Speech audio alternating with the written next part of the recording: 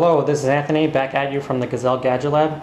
Today we have a follow-up video from our previous video which featured the HTC Desire against the iPhone 3GS. And I saw a lot of comments saying we want to see the Desire against the iPhone 4. So that's exactly what I have for you here.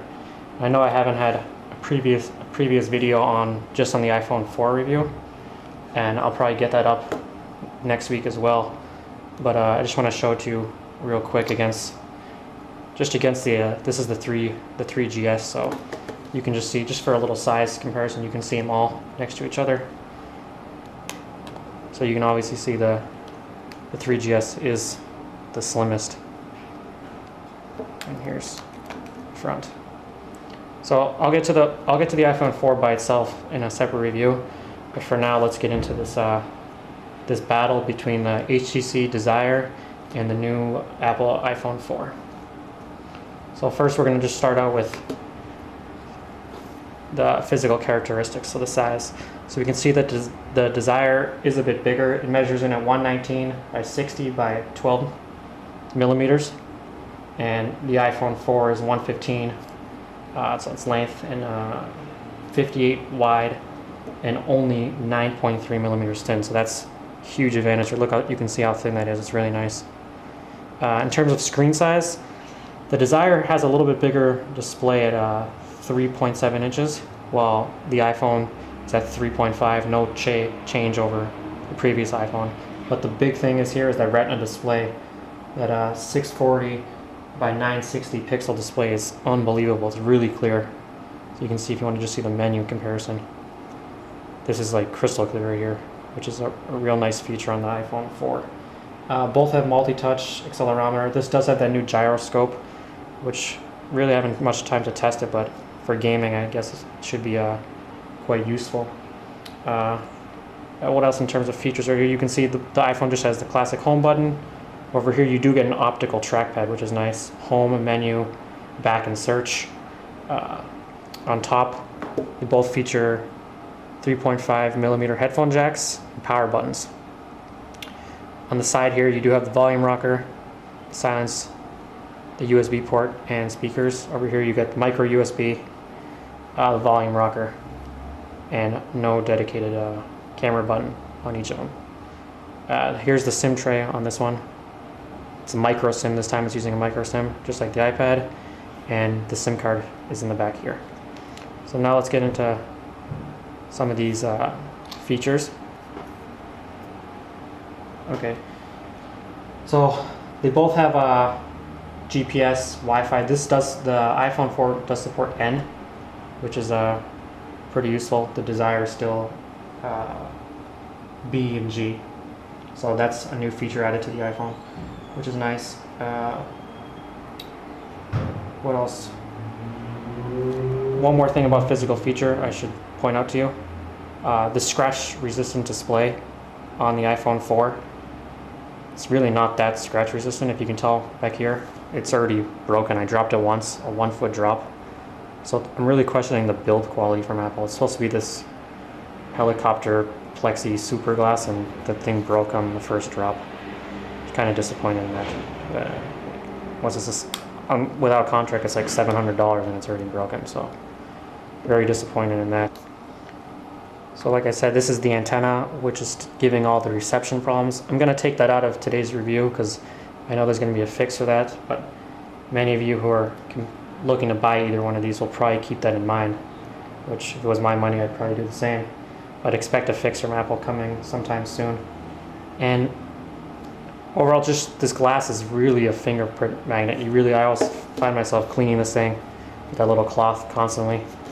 I did drop my Desire once, which is kind of a bummer, but just a little scratches and dents, but nothing cracking or breaking like this iPhone.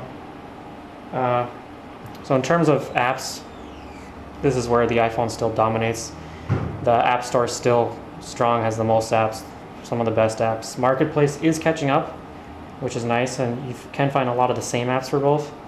But with the addition of iOS 4 and iBooks, customizable folders, I think Apple's taking a lot from Android, making the OS a lot more customizable, which is nice for iPhone users. nothing new for Android users. So let's just get into I'll show you the web browsers. We can take a look at the display. I did that in the other one. So I have the New York Times both here on both of them. And like I said in the previous one, this one has a 1 gigahertz processor when the 3GS was only using 600 megahertz processor, but now it's even. We have the A4 one processor chip in the iPhone 4, and we have the 1 gigahertz Snapdragon. So now they're both just equally as quick. And I think the iPhone 4 does seem a tad bit quicker, but not by that much. But a big drastic improvement over the 3GS. So let's just go into the website. We can look at the New York Times on both, and I'm just going to zoom these pictures to show you the quality of the iPhone display. So using the pinch to zoom on both of them, you can see the iPhone 4 is much nicer. It's clearer. It's not as pixelated. So that's one of the biggest improvements on the iPhone 4. It's got a really nice display, and both are pretty still responsive. The iPhone still does, I think, have the best multi-touch and pinch to zoom out there. And they're both really great phones. It's really hard to pick a winner. I'm a little bit biased to this. I've never been really a true iPhone fan, and I really love my Desire, so which makes it hard to pick. If it was my own money, it'd be really hard to go with an iPhone right now, just due to the build quality, the cracking, the reception issue. So I would still probably pick the HTC Desire. I'm going to go over the good and the bad. Good iPhone design, 720p video. They both have 5 megapixel cameras with LED flash, so they're pretty even there. You do get FaceTime with this, so you can video chat with other iPhone 4 users. The apps, iBooks, iOS 4, and gaming is better on the iPhone 4. The good for the Desire, the speed. Android is very customizable. The 5 megapixel camera, Google integration. The display is nice, not as nice as the AT&T, but as the iPhone, but you do get the bigger 3.7 display. The optical trackpad and the buttons on the bottom, the hardware, and I really love the Sense UI. And now we can get into the bad for both. Like I said before, reception issues and the fingerprints and the build quality on the iPhone 4, and with the Desire, obviously no front-facing camera. Some of the apps and the games for Android are not that great, and the AMOLED on the Desire is useless in sunlight. You pretty much can't use the phone in the direct sun. So overall, I think they're both great devices. Personally, I'm still a fan of the Desire. I think the iPhone 4 is a great improvement over previous iPhones, but maybe a little bit weak in build quality.